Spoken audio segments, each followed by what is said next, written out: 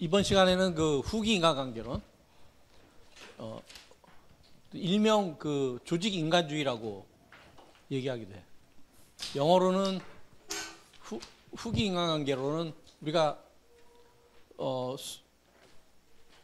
수업 전에 배웠던 인간관계론이 초기 인간관계론에 대비되는 단어고, 그다음 일반적으로 인간관계론 얘기하는데 엄밀히 얘기하면은 초기 인간관계론이야. 우리가 학습했던 거는 early human relations라 그러면은 이거는 late human relations. 조직 인간주의는 영어로 표현하면은 organizational humanism, 조직 인간주의라고 표현해도 무방해. 어떻게 정의 내릴 수 있냐 하면은 우리가 여태까지 배웠던 행정 이론들 보면은 인간을 조직 목표 달성의 도구로 보는 거지. 응? 인간을 조직 목표 달성의 도구로 보는 그런 이론적 시각에 도전해서 인간의 가치와 인간의 성장 욕구를 조직 활동에 투사하려는 그런 시도를 우리가 후기 인간관계론이라고 얘기할 수 있다. 그러니까 전 시간에 우리가 그 체제 이론에서도 얘기했지만은 체제 이론뿐만 아니라 지금 전통적 행정 이론뿐만 아니라 의사결정론, 체제 이론 다 어떻게 되지? 인간을 조직 목표 달성의 도구로 보고 있어. 인간의 가치라든지 인간의 어떤 성장 욕구라든지 인간의 발전 욕구, 인간의 존엄성 이런 거는 여태까지 봤던 이론들에 따르면은 조직의 목표 달성을 위해서 어느 정도 희생돼야 된다. 이러한 논리를 깔고 있어. 거기에 본격적으로 반론을 제기한 학파가 후기 인간관계론이야. 분석 단위는 개인인데 이 부분은 좀 이따 설명하려고 그래요. 전통적 행정학이 깔고 있는 바탕하고 있는 그런 도구적 합리성, 이 도구적 합리성이 이것이 전통적 행정학의 기여도 설명할 수 있고 또 한계도 제시를 해. 도구적 합리성을 전통적 행정학뿐만 아니라 지금 의사결정론, 체제이론 다 도구적 합리성에 입각해 있어. 합리성을 도구적 합리성이라고 협소하게 해석하고 있어. 우리가 여태까지 합리성은 서양 문화에서를 추동하는 핵심적인 개념이라고 얘기를 했어. 핵심적인. 근데 그 합리성의 의미가 인권이라든지 인간의 자유나 평등과 같은 본질적인 문제와 연관지어서 해석되는, 그리고 해석되다가 점차 조직 목표 달성의 도구라는 관점에서 협소하게 해석되는 그런 방향으로 지금 움직이고 있다고 그랬어. 합리성을 도구적 합리성으로 협소하게 해석해서 그렇게 될 경우에는 개인이 어떻게 돼? 조직 목표 달성의 도구로 되는 거야. 조직에서 개인의 합리적 행위는 개인의 행위가 조직 목표 달성에 기여할 때 합리적이라고 평가받는다고 얘기를 했어. 조직 목표 달성에 개인의 행동이 기여하지 않을 경우에는 그것은 비합리적인 행위라고 규정을 했어.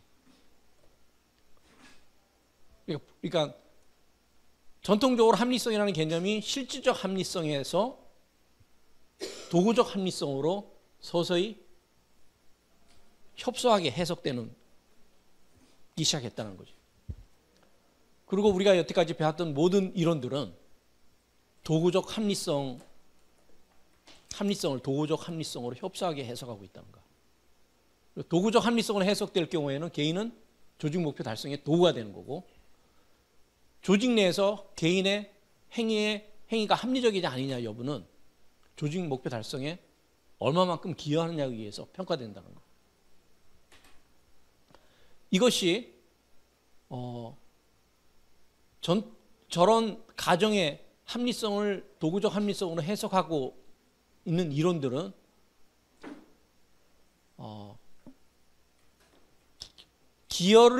이론들의 기여를 결정하기도 하지만 한계를 결정하기도 해요. 도구적 합리성으로 이해하게 될 경우에는 행정이론이 사회 문제 해결에 도움을 주게 돼요. 왜냐하면 조직 목표 합리적 행위라는 것은 조직 목표 달성에 도움이 되는 행동을 합리적 행위라고 봤을 때 조직 목표는 궁극적으로 뭐냐면 사회 문제 해결을 위해서 설정이 되는 거란 말이에요. 그러니까 도구적 합리성을 이해하게 됨으로써 전통적 행정학이나 의사결정론이나 체제이론은 사회 문제 해결에 도움을 주게 되는 거죠. 그래서 물리적 환경, 인간들이 안고 있는 여러 가지 물리적 어떤 사회적 환경의 개조를 통해서 보다 나은 사회를 건설하는 데 도움을 줬어. 도구적 합리성으로 해석됨으로써 합리성이 인간이 안고 있는 여러 가지 사회 문제들, 교통 문제, 주택 문제, 그 다음에 환경 문제, 이런 문제를 효율적으로 해결하는 데 기여를 하게 만들었고, 그로 인해서 인간이 살 수 있는 세계가 보다 더 안락하고 보다 편한 세계를 만드는 데 기여를 했어. 그러나 우리 밑에서 보는 것처럼 여러 가지 한계를 유발했어. 어떤 한계냐? 조직 우선주의 사고를 유발했고, 효율성 지상주의를 초래했고, 그다음에 조직의 비인간화, 그리고 조직 행태에 대한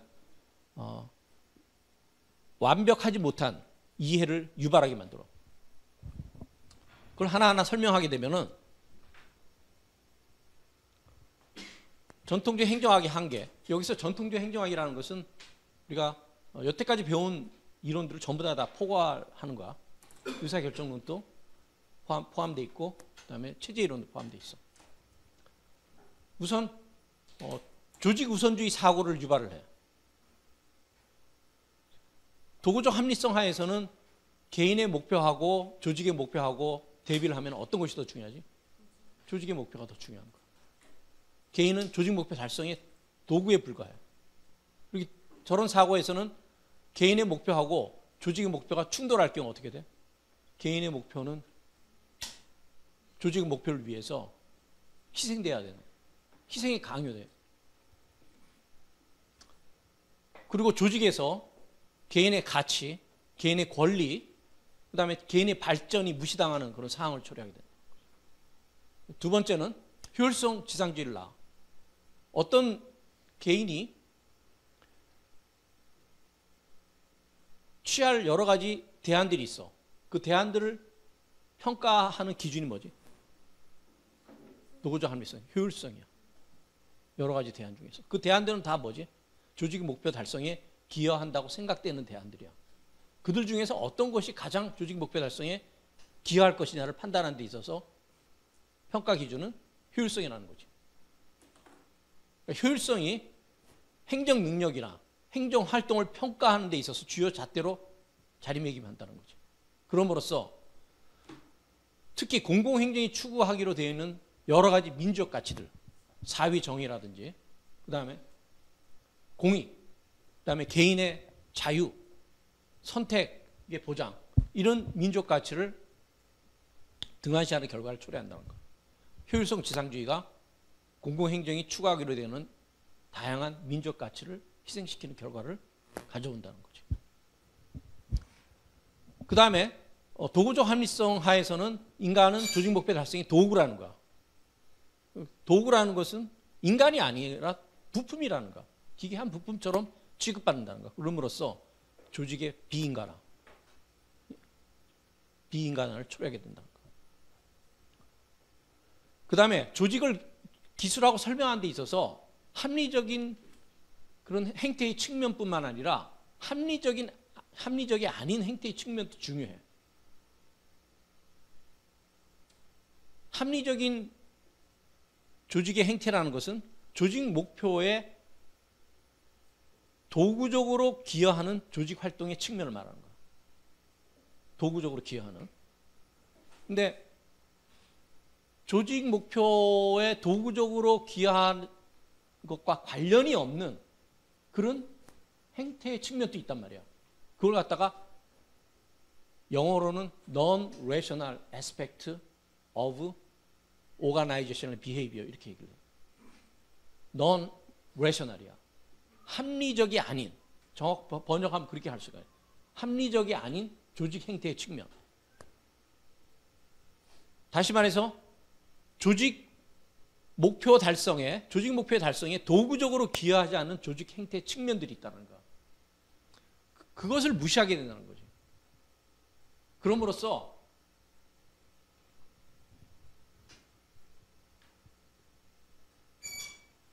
합리적인 측면만 강조하는, 합리적인 조직 행태 측면만 강조하게 되면 조직을 기술하고 설명하는 데 있어서 두 가지 요소가 다 중요하거든. 합리적인 조직 행태 측면, 합리적이지 않은 조직 행태 측면. 둘 다 중요한데 일면만 강조함으로써 어떻게 돼? 조직 행태를 완벽하게 이해하거나 설명하는데 어려움을 갖게 된다는 거죠. 행태를, 그래서 밑에 나온 것은 조직에서 일어나는 사건들에 대해서 정확한 설명이나 정확한 예측을 어렵게 만든다. 그러면은 우리가 그 합리적이지 않는 조직 행태 측면은 뭐냐? 합리적인 조직 행태 측면이라는 것은 조직 목표 달성과 연관되어 있는 조직 행태를 말하는 거야. 근데 인간들은 꼭 경우에 따라서 목표를 염두에 두지 않고 목표 없이 행동하기도 해. 응? 그리고 일관성 없게 행동하기도 해. 일관성 없게. 그건 합리적이지 못한 거지.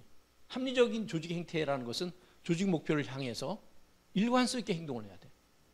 그리고 조직 목표 달성에 도움이 되지 않는다 그러면 그것은 과감하게 그런 행동을 자제하고 그런 행동을 하지 않게 되는 건데, 인간은 합리적으로 행동할 뿐만 아니라 합리적이지 않게 행동하기도 해. 다시 말해서 조직 목표와 무관하게 행동하기도 하고, 조직 목표를 염두에 두지 않고 행동하기도 하고, 일관성 없게 행동하기도 하고, 경우에 따라서는 계산보다는 느낌과 감정에 따라서 행동하기도 해요. 그런 것들을 전부 다 포함시켰을 때 합리적인 측면뿐만 아니라 합리적이 아닌 조직 행태 측면뿐만 아니라 우리가 보다 더 정확하게 조직을 기술하고 설명하고 예측할 수가 있게 되는 거죠.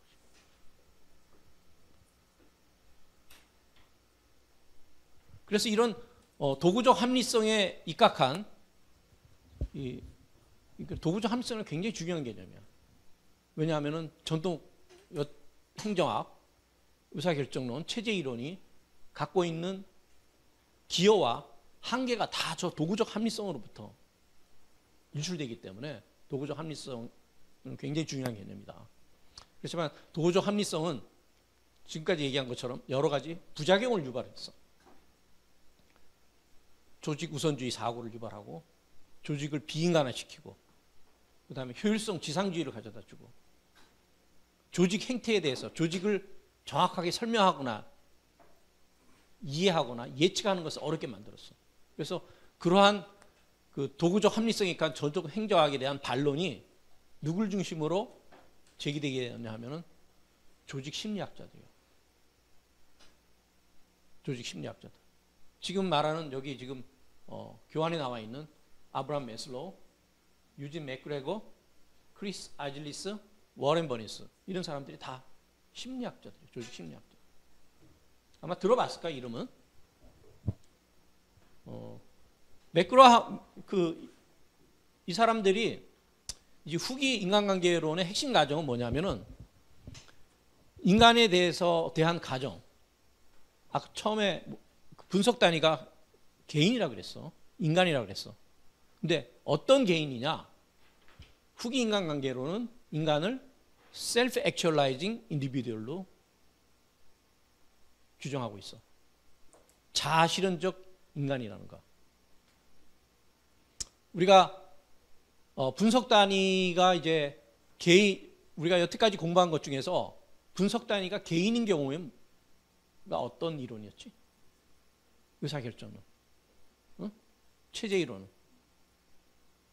체제 이론 뭐야? 체제 전체라 그랬어. 그지? 우리가 여태까지 배운 이론들 중에서 개인을 분석 단위로 하는 것은 의사결정론 하나였어. 그지?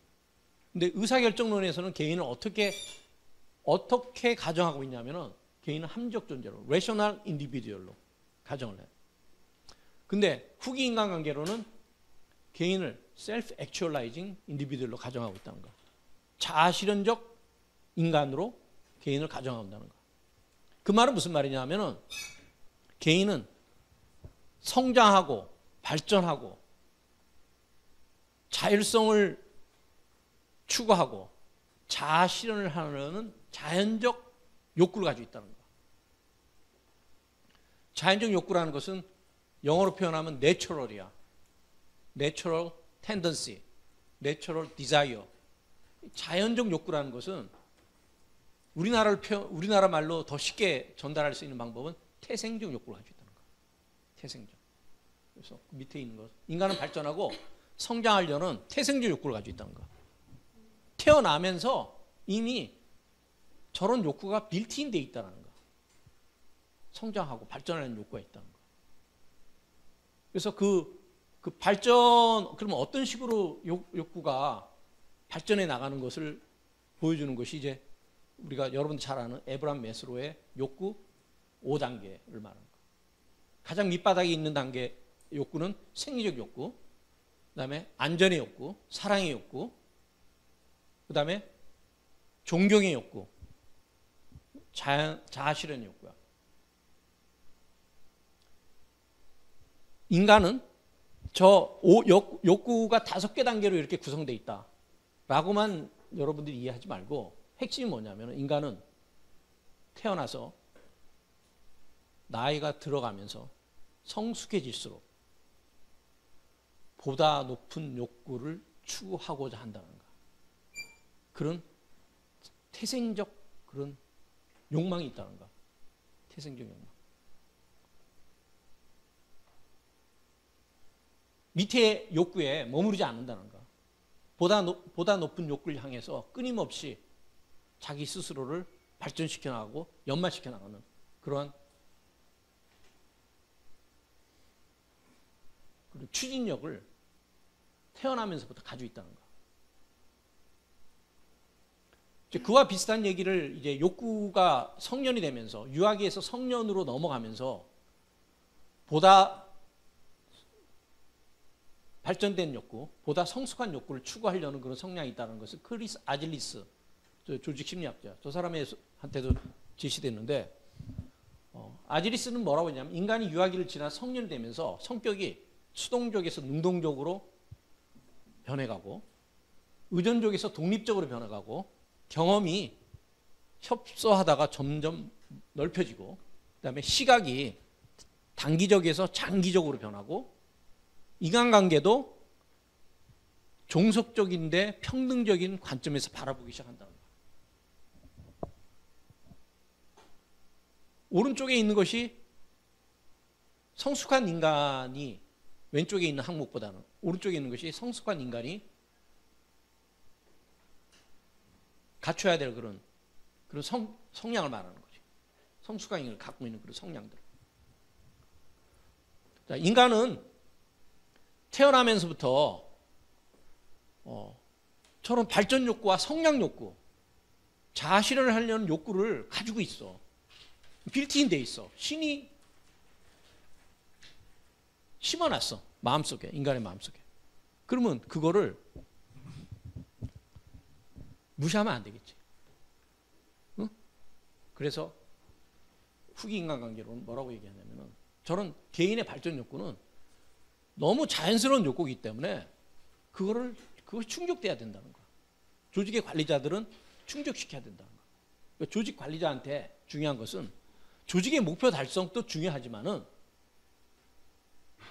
개인의 발전과 성장 욕구를 충족시키는 것도 중요하고 어떤 면에서는 더 중요하다는 거죠. 표시가 그거야.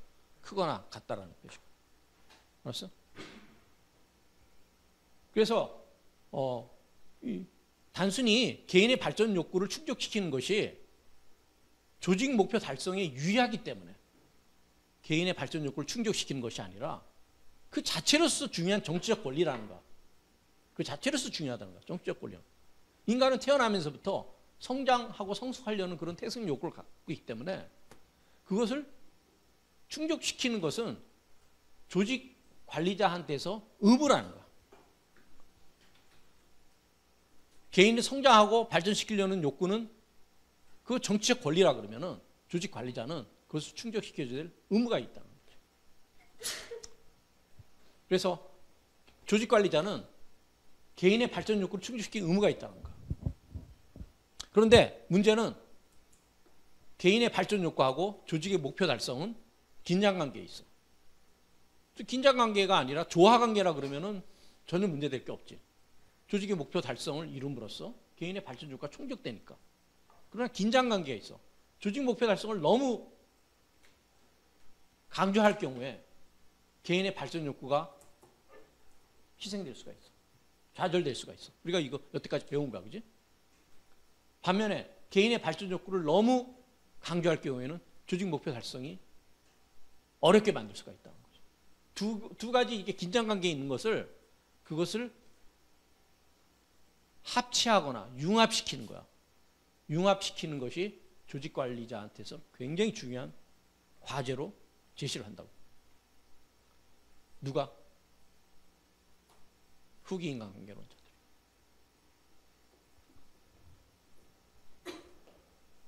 기본적으로 그래서 이제 개인의 욕구와 조직의 욕구를 통합하거나 균형화시키는 것, 통합.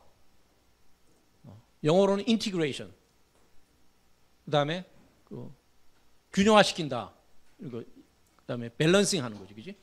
밸런싱 하는 거. 이것이 중요하다. 그래서 우리가 이론들마다 메타포가 있거든. 메타포라는 것은 복잡한 그 이론의 내용을 한마디로 쉽게 표현할 수 있는 그런 장치를 말하는 거야. 그래서 우리가 전통적 행정 중에서 막스 베버나 테일러, 그다음에 행정관리론은 자들한테서 메타포는 뭐라 그랬어? 조직을 뭐라고 본다 그랬어?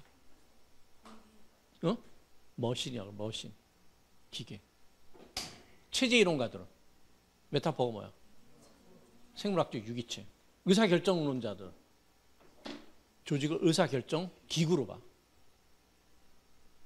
후기 인간관계론에서 메타포는 통합이야. 인티그레이션, 밸런싱. 뭘 통합한다고? 조직의 목표 달성과 목표 달성과 개인의 성장 욕구를 어떻게 이 긴장관계인 두 가지 중요한 가치들을 통합시키느냐. 통합시키는 것이 조직 관리자들한테 핵심 과제라는 거야. 근데 이제 이 전통적 행정에서는 기본적으로 둘이 긴장관계에 있어. 조직의 목표와 개인의 목표는, 조직의 이해와 개인의 이해는 서로 긴장관계에 있어. 그렇지만은 근본적으로 양립할 수 있다는 거야. 양립할 수 있다는 거야. 전혀 조화를 못 이루지 않는다는 거야. 양립하는 방법을 찾아낼 수 있다는 거야. 양립시키는 방법을. 거기 깔려 있어. 근데 이제 여러분들 저거 내 사진인데 저 사람 사진을 못 찾아서 그래. 선생님 젊었을 때. 테일러는 뭐라고 얘기를 했냐면은 조직의 생산성 향상은 조직은 물론 개인의 경제적 복리를 증대할 수 있다. 저 말은 뭐야? 조직이 생산성이 향상이 되면은 조직은 더 많은 이윤을 남길 수가 있고, 그로 인해서 노동자들은 더 많은 돈을 벌 수가 있다. 이거. 조직의 목표는 잉여를 많이 남기는 거지. 이익을 많이 남기는 것이 조직 구성원이 추구하는 경제적 복리하고 양립할 수 있다는 거. 둘 다 양립할 수 있다. 그다음 우리가 이제 수업 시간에 많이 얘기를 안 했지만은 버나드라는 사람이 체스터 버나드라고. 저분도 이제 굉장히 그 아주 많은 기여를 한 초기 그 행정 이론가들 중에 한 사람이야. 허버트 사이먼이 쓴 Administrative Behavior라는 책의 서문에서 유일하게 감사의 표현을 한 사람이 체스터 버나드. 체스터 버나드는 개인은 조직 가입을 통해서 자신의 목표를 효과적으로 달성할 수 있다는 거. 그 말은 뭐니? 개인의 목표하고 조직의 목표는 합치되거나 양립될 수 있다는 거.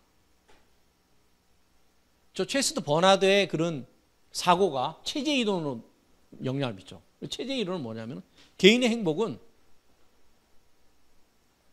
체제를 통해서 성취될 수 있다는 거. 개인의 행복은. 개인한테 좋은 것은 체제를 통해서 얻어낼 수 있다는 거. 완벽하게 양립할 수 있다는 걸 보여주지. 허버트 사이먼은 약간 좀 그 체스터 버나드나 체제 이론가하고는 약간 좀 달라. 그렇지만 기본적으로 조직의 목표하고 개인의 목표는 양립될 수 있다는 거. 어떻게 양립될 수 있냐면은 개인의 목표와 조직 목표는 항상 동일한 것은 아니야. 틀릴 수도 있어. 그렇지만은 개인이 조직 가입을 통해서 개인은 자신의 목표를 조직의 목표를 향해서 조직의 목표에 부합되도록 변경시킬 수 있다. 변경한다는 거. 변경함으로써 조직 가입 전에는 개인의 목표가 조직 목표하고 다른 목표를 가지고 있었지만은 가입을 통해서 어떻게 돼? 조직 목표와 부합하는 방향으로 바꿔나갈 수 있다는 거. 결국 어떻게 돼? 조직의 목표하고 개인의 목표는 양립된다. 저런 사고가 조직의 목표하고 개인의 목표는 양립할 수 있고 조화될 수 있고 통합될 수 있고 심지어 일치될 수 있다. 이런 사고가 서서히 도전을 받아. 가장 큰 도전은 어디서 오냐 하면은 비판 이론가들이요. 비판 이론가들은 해석 이론가들은 두 가지 가치는 결코 양립될 수 없다. 결코 양립이 없어. 그걸 이제 우리가 비판 이론, 해석 이론 가면은 다시 공부하게 돼.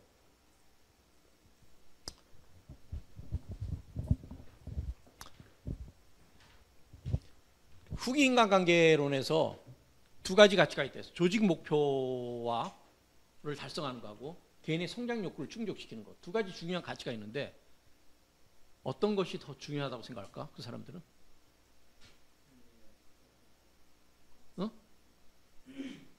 똑같이? 만약에 둘 중에 하나를 선택해야 된다면 발전 욕구라고 그랬어. 어디서 나타났지?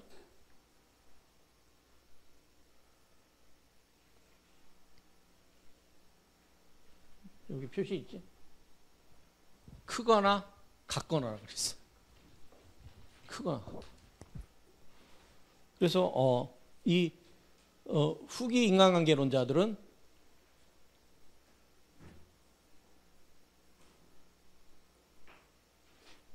개인의 발전 그 욕구를 충족시키기 위해서 조직 민주주의를 구현하는 데 관심을 가졌어. 조직 내 민주주의야. 조직 안에서 어떻게 민주주의를 구현할 것인가. 조직 민주주의. 영어로는 Organizational Democracy. 조직 민주주의를 조직을 민주화시키는 것. 민주화시키는 것이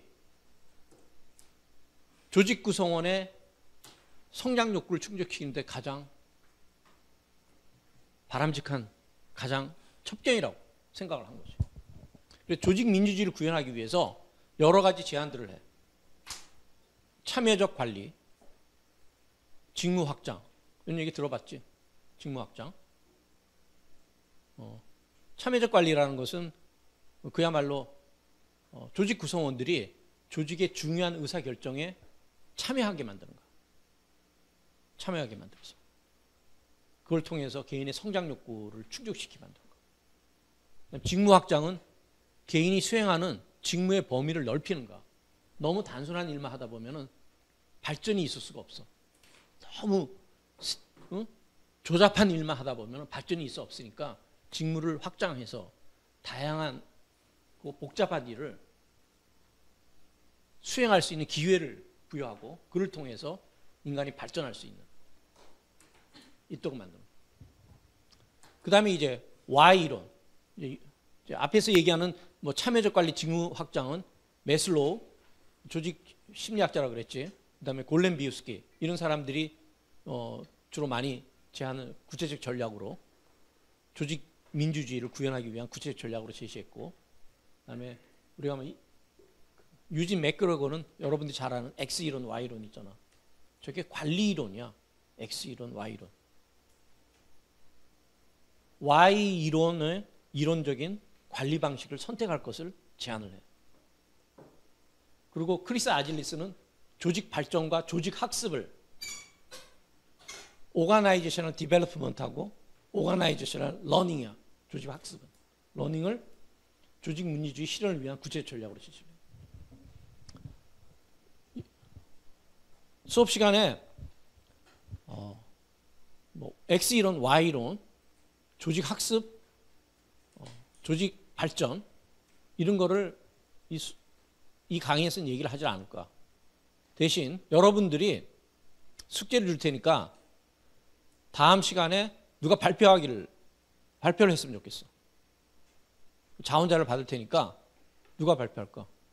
참여적 관리 직무 확장은 너무 이미 설명을 했어, 선생님이. 그리고 그렇게 어려운 개념이 아니야. Y 이론 관리 방식이 뭔지, 유진 맥그레가 제시한 Y 이론 관리 방식이 뭔지, 그것이 어떻게 조직 민주주의와 연결되어 있는지를 중심으로 해서 누가 좀 발표를 했으면 좋겠어. 그리고 조직 발전하고 조직 학습에 대해서 발표자가 3사람 있으면 좋겠어. 자네 할래? 뭐 할래? 2사람이 같이 해도 돼. 먼저 손든 사람이 누구야? 둘이. 제일 먼저. 너는 뭐지? 나연이가 뭐 할래? 해도 돼. Y론. 그 다음에 둘 중에 하나만 해도 돼. 그 다음에 조직 학습?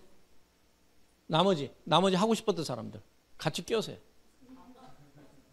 같이 해도 돼. 같이 껴서. 그 분량은 5분에서 7분 사이. 너무 장황하게 얘기하지 말고 뭘 중심으로 얘기하냐면 핵심 개념이 뭐냐. 그것이 어떻게 조직 민주주의와 연관되는지를 갖다가 설명했으면 좋겠어. 그렇지?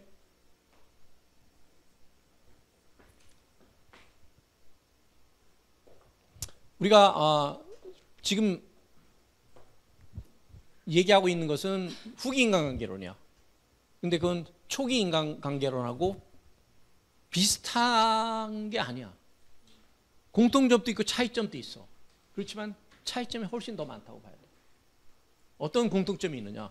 우선 인간 행동을 설명하는 데 있어서 아까 우리 non-rational aspect라고 그랬어. 합리적이 아닌 요소의 중요성을 부각시키고 있다는 점에서는 같아. 초기 인간관계론에서도 인간이 조직 목표와는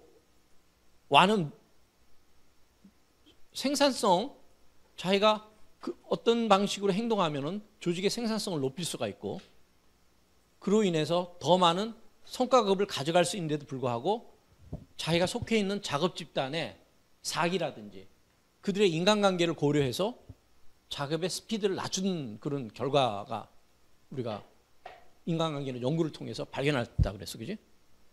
그때 그 인간은 뭐니? 인간은 조직 목표와 상관없이 행동하는 거야. 조직 목표와. 그 다음에 또 뭐야? 일관성이 없어. 일관성이 없고. 그러니까 합리적이자 아까 우리가 모두에 설명했던 것은 합리적이 아닌 요소, 합리적이 않게 행동하는 것들이 어떤 것이냐, 어떤 것이 있냐면은 목표 없이 행동하기도 하고, 행동의 일관성을 결여하기도 하고, 계산이 아니라, 경제적 어떤 계산이 아니라 감정과 느낌에 따라서 행동할 때 저렇게 행동하는 경우도 많단 말이지. 근데 저런 측면을, 인간 행동이 저런 측면이 있다. 합리적이 않은, 조직 목표 달성과 무관한 그런 행동의 측면이 있다는 것을 부각시키고 있다는 점에서는 유사해요.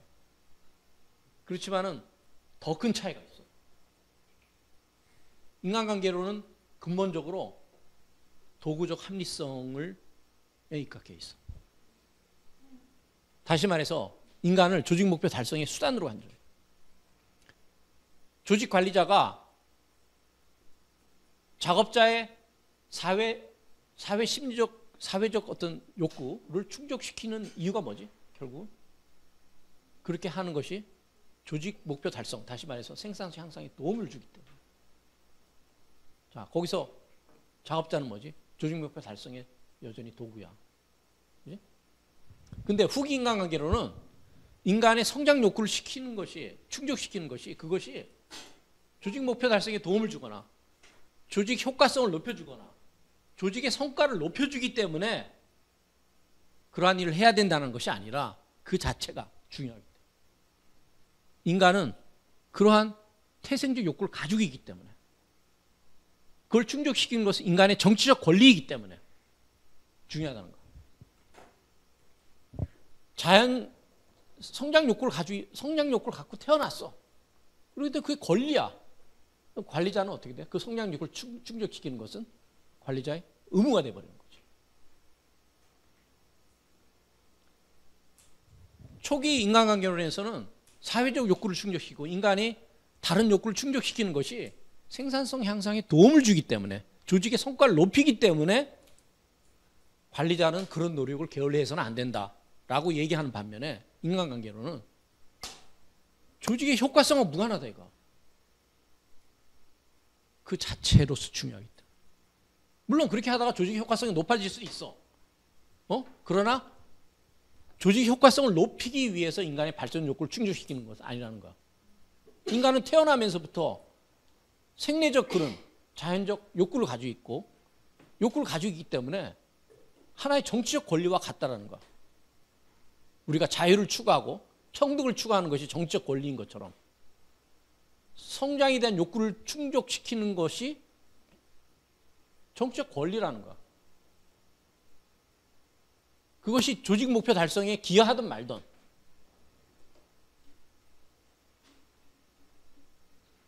조직 관리자는 그것을 충족시켜야 되는 정치적 의무가 있다는 거죠.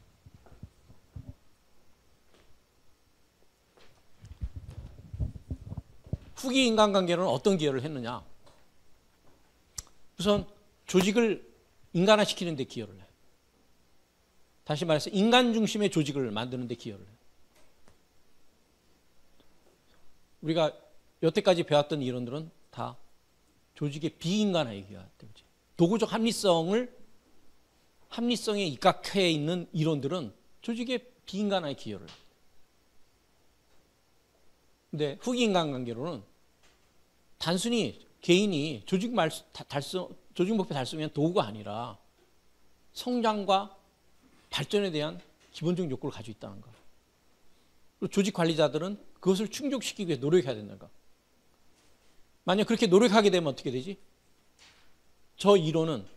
이 이론을 읽은 조직 관리자는 후기 인간관계론의 권고에 따라서 행동할 경우에 개인의 욕구와 성장 욕구, 발전 욕구를 충족시키게 하겠지.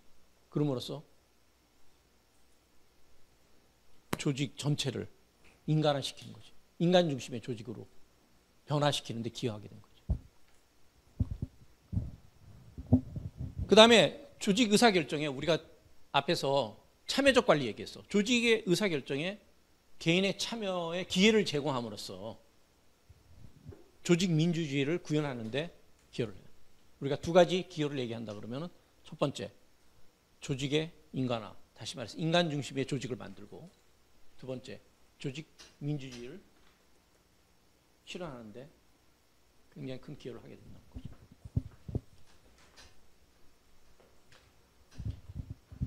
그런데 어떤 한계가 있느냐?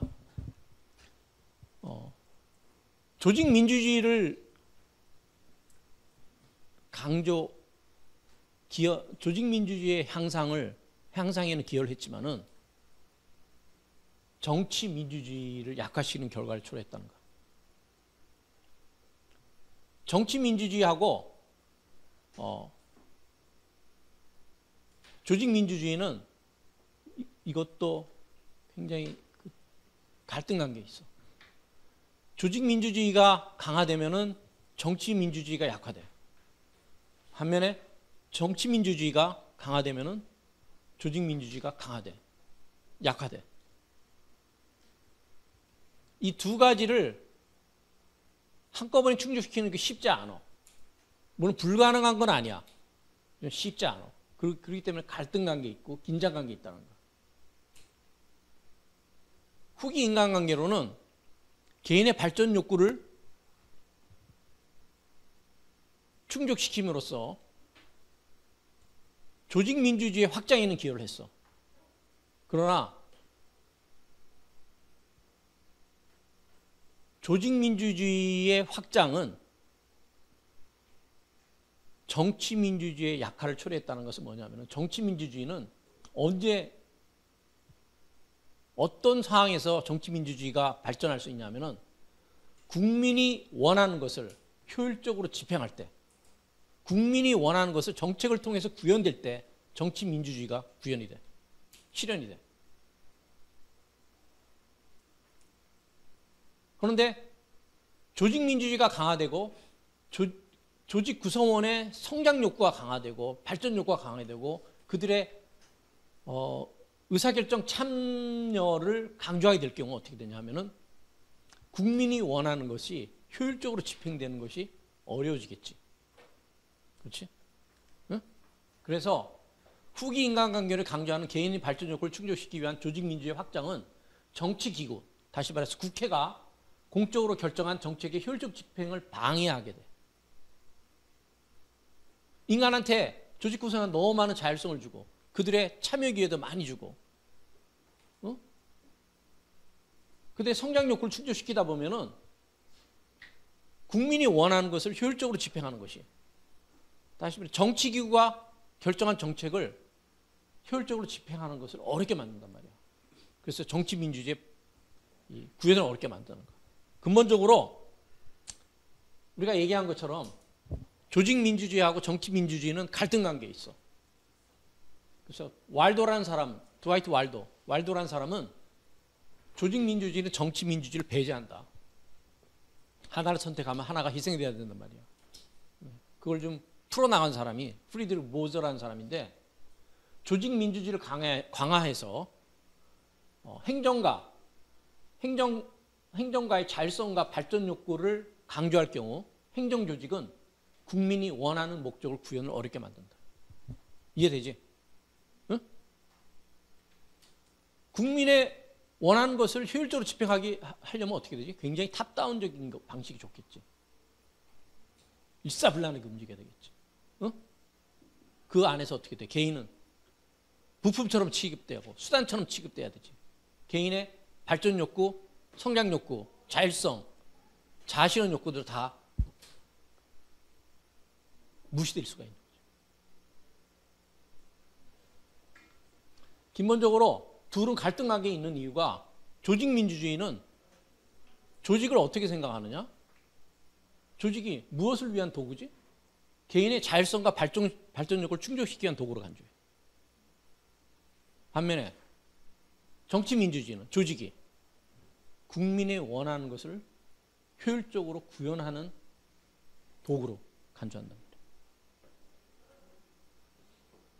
둘은 긴장관계에 있어. 이걸 충족시키는 것은 어려워. 근데 우리가 지금 이제 후기 인간관계로는 어디에 방점이 주어지냐? 조직민주주의하고 정치민주주의. 어떤 것이 더 중요한 거야? 조직민주주의가 정치민주주의하고 최소한 같거나 아까 말했던 그 부등호 표시가 똑같아. 우리가 부등호 뭐라 그랬지? 개인의 발전 욕구를 충족시키는 것이 조직의 목표 달성하는 것만큼 중요하고 오히려 어떤 면에서 더 중요하다 그랬어. 그지? 더 중요하다 그랬어. 마찬가지야. 그 논리 그대로 연장시키면은 조직 민주주의가 정치적 민주주의 못지않게 중요하고 만약에 한 가지 선택해야 된다면 조직 민주주의 선택해야 된다. 그런데 이와 정반대되는 입장을 취하고 있는 이론이 있어. 정치 민주주의가 더 중요하다는 거야. 조직 민주주의. 그 이론이 대표적인 이론이 전통적 행정 이론들이야. 전통적 행정. 전통적 행정 이론은 우리가 배웠던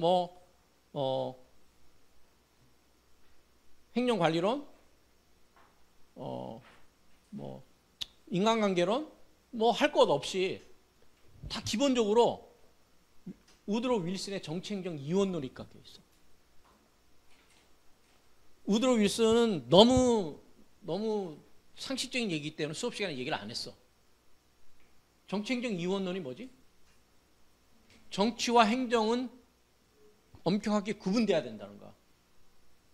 정치는 정치기구의 영역이고 행정은 집행기구의 영역이라는 거야. 정치기구는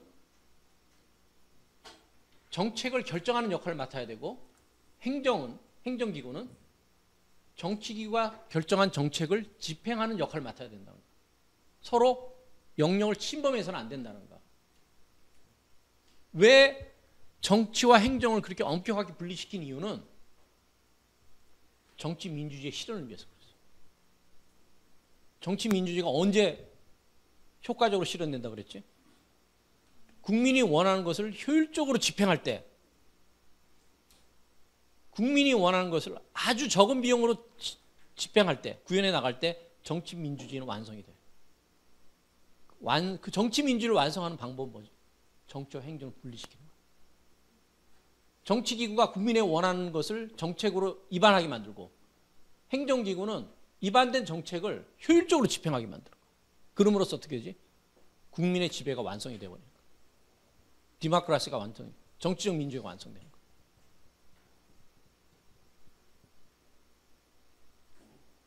정치 민주주의는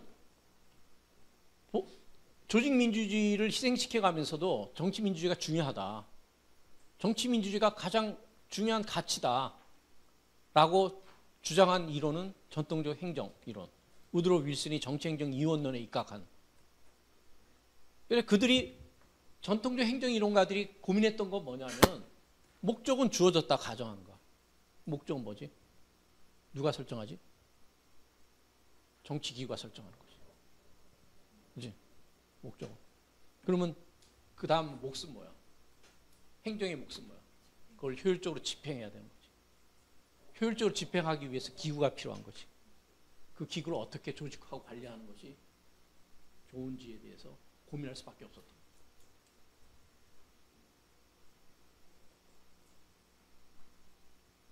그러나 그 사고를 뒤집어 정치 민주주의를 너무 강조하다 보니까 도구적 합리성이라는 것이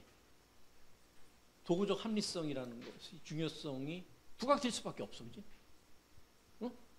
도구적 합리성이 뭐야? 주어진 목적을 효율적으로 달성하는 거야. 효율적으로.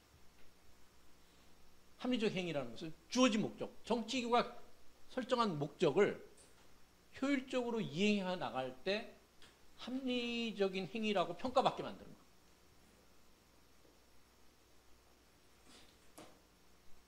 근데 그것은 우리가 여태까지 언급한 것처럼 개인을 희생시키는 거야. 개인의 가치와 성장 욕구, 개인의 자율성, 이런 것들이 그냥 어떤 사람만 그런 욕구를 가지고 있으면 좀 희생당하면 어떠냐, 그지?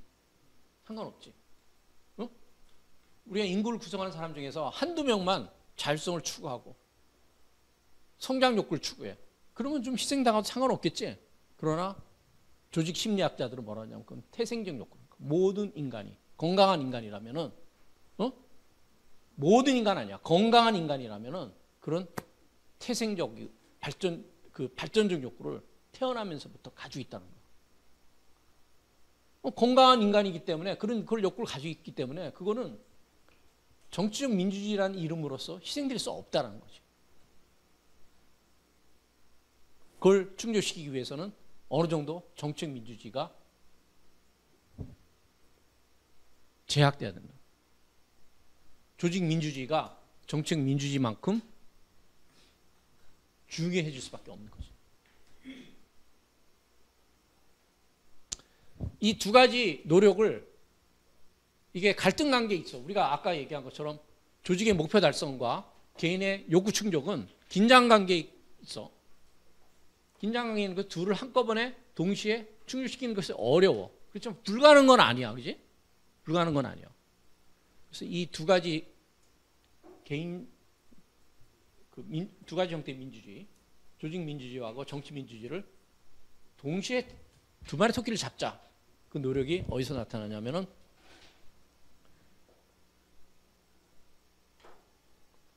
신행정학에서 나와. 그래서 이 신행정학 파트는 우리가 다음 시간에 논의를 하고, 우리가 지금 그 파워포인트를 통해서 강의를 하다 보니까 굉장히 속도가 빨라. 그리고 여기서 이 수업 시간에는 농담을 하기가 어려워. 옆길로 세기가 어려워. 그러니까 진도가 굉장히 빨리 나오는 거야. 굉장히 빨리 나가고 있어. 다음 시간에는 실행정학에 대한 강의를 마치고 여러분들한테 내준 과제 3가지 개념을 발표하는 시간을 갖기로 하고, 그거 끝난 다음에 후기 인간관계나 신행정학의 한계, 비판에 대해서 디스커션 할 거. 오늘 한 내용에 관련해서 질문 있는 사람.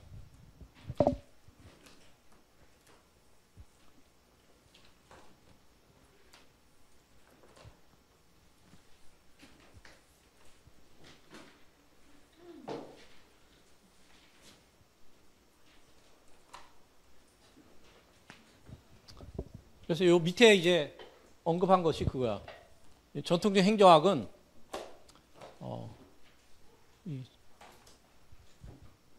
기본적으로 도구적 합리성에 입각해 있기 때문에 인간을 조직 목표 달성의 수단으로 여겨. 그리고 그렇게 하게 되면 어떻게 돼? 인간을 사물화 시키는 거지. 사물화. 물건화 시킨다는 거. 사물화 시킨다는 거. 물건으로 취급한다는 거. 영어로 말하면 objectify야. objectify. 물건으로 간주한다는 거. 부품으로 간주한다는 거. 그리고 조직의 비인간화에 기여를. 그렇지만은 전통적 행정학은 기본적으로 입각하고 있는 정치행정 이원론을